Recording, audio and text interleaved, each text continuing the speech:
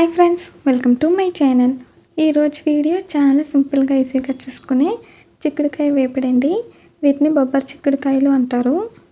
ముందుగా అయితే చిక్కుడుకాయని శుభ్రం చేసి పెట్టుకోవాలండి.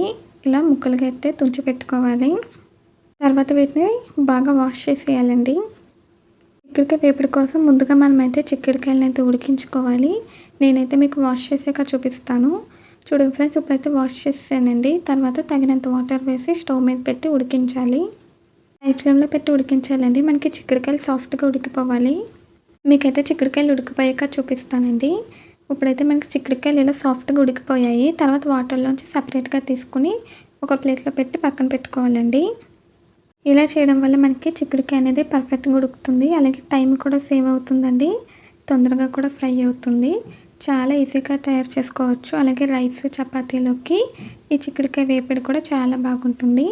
ఇప్పుడైతే తయారీ విధానం చూద్దాము. ప్యాన్ పెట్టి ఆయిల్ వేసి హీట్ అయ్యాక ఆవాలు, కొన్ని పల్లీలు, అలాగే పచ్చిశనగపప్పు, మినప్పప్పు వేసి వేయించాలండి.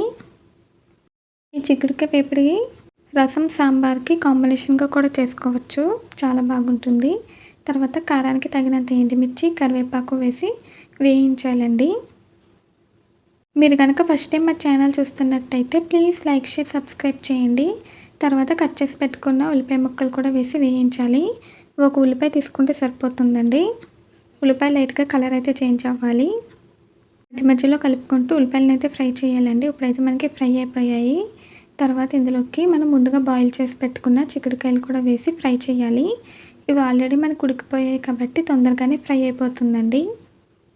ఇలా ఒక నిమిషం పాటు వేయించాక తర్వాత కొద్దిగా పసుపు, రుచికి సరిపడా ఉప్పు, తగినంత కారం, కొంచెం గరం మసాలా పొడి వేసానండి.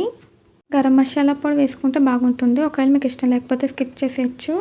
ఇప్పుడు ఒకసారి బాగా కలుపుకొని వేయించాలండి. బాగా ఫ్రై అవ్వాలి. ఇలా కలుపుకున్నాక సిమ్లో పెట్టేసి మూత పెట్టి మనం మధ్య మధ్యలో కలుపుకుంటూ ఫ్రై చేయాలండి. మీకైతే నేను చిక్కుడుకాయ వేపుడు ఫ్రై అయిపోయాక చూపిస్తాను. రైస్, రొట్టెలోకి సూపర్గా ఉంటుందండి. ఒకసారి అయితే ట్రై చేయండి. చూడండి ఫ్రెండ్స్, ఇప్పుడైతే మీకు మూత తీసి చూపిస్తున్నాను. మధ్య మధ్యలో కలుపుకుంటూ వేయించాలి. మనకైతే చిక్కుడుకాయ వేపుడు అయితే ఫ్రై అయిపోయిందండి. ఇలా ఫ్రై అవుతే మనకి రెడీ అయిపోయినట్టు. అంతేనండి, చాలా ఈజీగా టేస్టీగా మనకి బొబ్బరి చిక్కుడుకాయలు ఫ్రై అయితే రెడీ అయిపోయింది. ఇప్పుడైతే స్టవ్ ఆఫ్ చేసేసానండి. దీన్ని అయితే సర్వింగ్ బౌల్లోకి తీసుకోవాలి. మీలో ఎంతమందికి చిక్కుడుకాయ వేపుడు అంటే ఇష్టమో కామెంట్స్లో అయితే తెలియజేయండి. నేనైతే ఈ రెసిపీ రైస్లోకి చేశానండి. వేడివేడి అన్నంతో సర్వ్ చేసుకుంటే చాలా బాగుంటుంది. ఈ చిక్కుడుకాయ వేపుడు వీడియో మీకు నచ్చిందండి? నచ్చితే ట్రై చేస్తే ఎలా వచ్చిందో కామెంట్స్లో తెలియజేయండి.